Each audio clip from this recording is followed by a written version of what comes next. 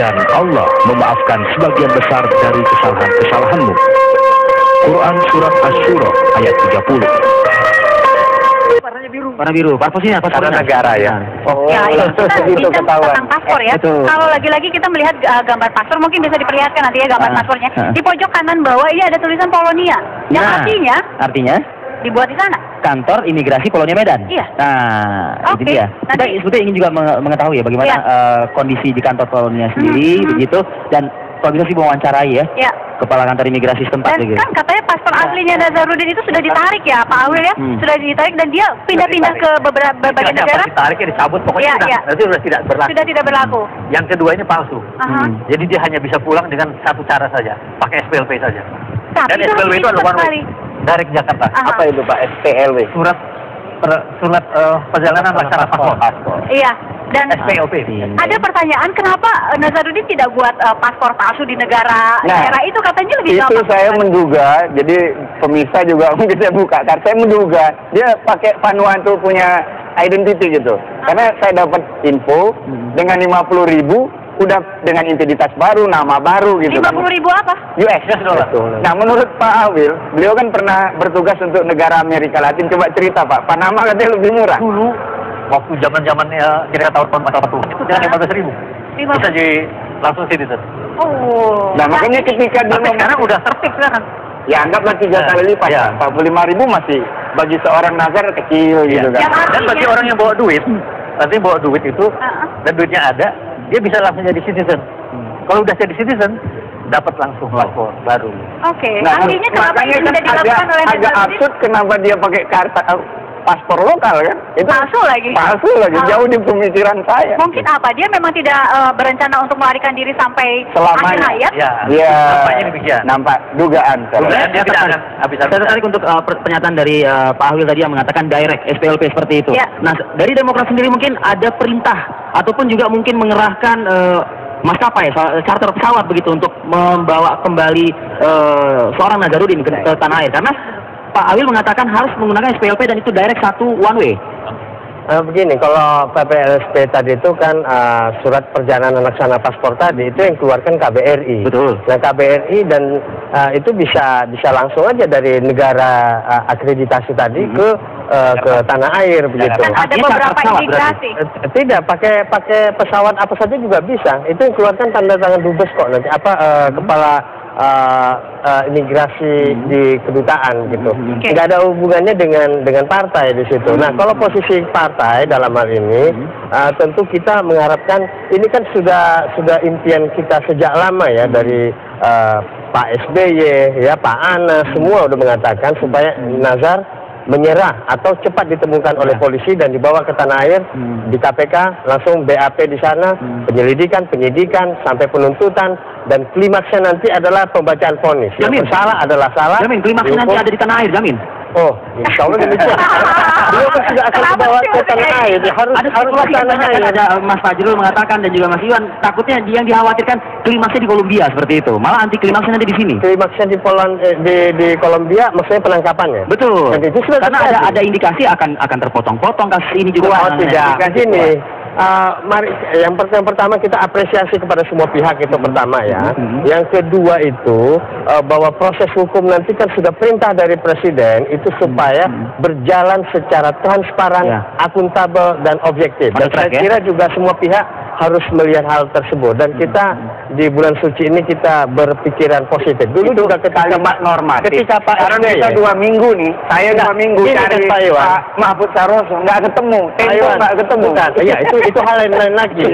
Maksud saya begini, ketika belum tertangkap Nazarudin, coba kita buka file ataupun talk show pendapat orang tentang Pak SBY, tentang pemerintah, itu kan sangat miring sekali dan dikatakan bahwa tidak akan mungkin tertangkap ini begini ini begitu. Nah, sekarang tertangkap. Sekarang tertangkap dan ada yang nazar di sebelahnya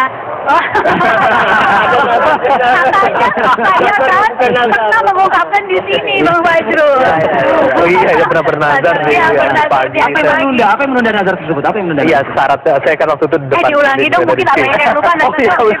Saya bernazar pada waktu itu bahwa apabila Nazarudin tertangkap, kemudian Nazarudin dipecat dari Partai Demokrat, kemudian Nazarudin dipecat dari saya bukan ada 3 waktu itu bahwa tapi yang sudah ada kan dia tertangkap. Kemudian Nunun yang belum tertangkap.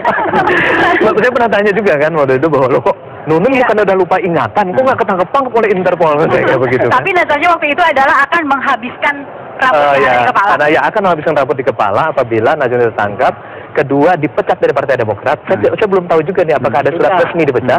Yang ketiga, dipecat dari DPR kan. Itu otomatis karena anggota itu DPR yang belum jelas. Yang kita sampai hari ini kan PAW-nya belum ada juga, belum ada surat itu. Tidak menunda. Saya akan penuhi ya. Sebenarnya intinya begini lah, bukan soal bahwa ini bukan soal berkelontos ria ya. Soalnya ini adalah bahwa kita ingin yakin dan optimistis bahwa korupsi di Indonesia dan para koruptor merupakan musuh kita bersama. Kemudian yang kedua, ini kan Nunun Nurbaitin harus dikejar juga. Semua koruptor yang lain yang ada di Singapura dan yang lain-lain itu mestinya dikejar juga. Nah, seperti itu. Jadi optimisme inilah yang harus kita bangun. Nah, karena itu klimaksnya itu harus di KPK. Walaupun nanti kan jadi persoalan juga ini. Nazarudin dibawa, ini bom waktu, bom apa mungkin buat Demokrat, mudah-mudahan. Kemudian juga bom waktu buat KPK juga kan, itu akan bisa diteliti. Makanya harapan aku sebenarnya lebih banyak mungkin nanti ke yang KPK, pimpinan KPK periode yang Desember, pertengahan Desember, karena mereka yang akan lebih banyak berurusan dengan pembuktian dan segala macam. Jadi optimisme ini jangan sampai dihilangkan, karena KPK sekarang 41,6% untuk LSI. Dengan jalan ini KPK bisa meledak ke atas lagi. Ini saya ke Bang Iwan, ada informasi apa saja yang masih disimpan oleh Nazarudin di flash disk dan juga di CD? Kalau yang di flash disk banyak kan katanya tanda terima. Tanda terima? Tanda terima uang. Bahkan mohon maaf ketika tim Demokrat ke Singapura, itu dia punya ada minta duit juga Pak Awil. Ini pengakuan, tapi ini pengakuan dari Nazarudin. Pengakuan sepihak. Tim penjemput minta uang. Dan harus dibuktikan ini Bang Iwan ya. Iya. Cerdas juga dia, Bang, ada yang ini ada tanda terimanya nih. Kok pada mau teken gitu kan? Atau Nazar bohong kan gitu kan? Bisa kemungkinan itu. Jadi nggak sabar Jadi nggak sabar. Kemudian apa lagi yang masih disimpan informasinya? Jangankan di Singapura. Indikasi ya, saya punya sumber gitu ya. Ketika mendampingi di sini konferensi pers pun yang kiri kanan itu konon dapat duit kok. Ini harus dibuktikan dulu ya. Ini harus dibuktikan dulu. Demokrat. Oke, dijawab dulu. Yang tersangkut terhadap dugaan yang dilakukan oleh Nazarudin atau seperti yang menjadi pembicaraan ini, itu kan bisa orang partai atau tidak partai, orang Demokrat atau PDIP atau partai-partai lain bisa dan bisa tidak juga. Jadi siapapun sama kedudukan di depan hukum. Jadi bagi Partai Demokrat tidak ada persoalan siapapun yang akan diselidiki, apakah disidik juga nanti tidak ada masalah. Tunggu tanggal mainnya ya. Ini tunggu tanggal mainnya dan artinya bahwa kami tidak menggandoli KPK di sini. Ada film CCTV juga disimpan? Ada, pengakuannya ada. Dalam DVD itu kan saya tagih.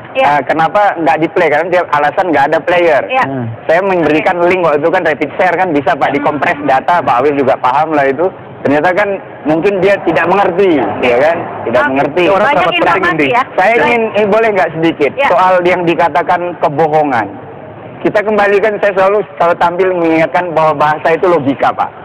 Bahasa adalah logika. Kembali ke SPOK. Selalu saya ingatkan gitu. Premis dari kasus ini, Nazar itu pembohong untuk sebuah kebohongan. Sekarang dia ingin membongkar kebohongan itu. Itu premisnya kok.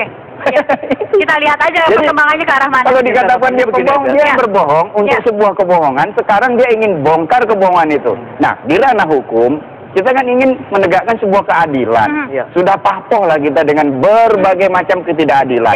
Maka saya usulkan Departemen Hukum itu juga Departemen Keadilan. Jadi premisnya juga jernih. Gitu. Nah, akan terpotong-potong seperti tadi.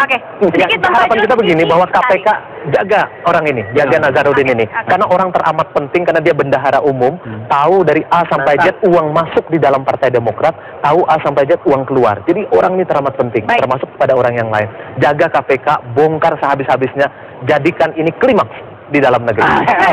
Saya mau satu hal lagi. Sedikit sekali. Bahwa Partai Demokrat tidak satu rupiah pun uang ilegal itu ada di Partai Demokrat. Dan bahkan Nazarudin tidak meninggalkan uang apapun yang di sana. Kalau uang yang dibicarakan di luar, itu di luar dari Partai Demokrat. Baik. Itu pasti. Sepakat harus ada dibuktikan di belakang hari ya, Pak Wiltan ya. Sepakat ya.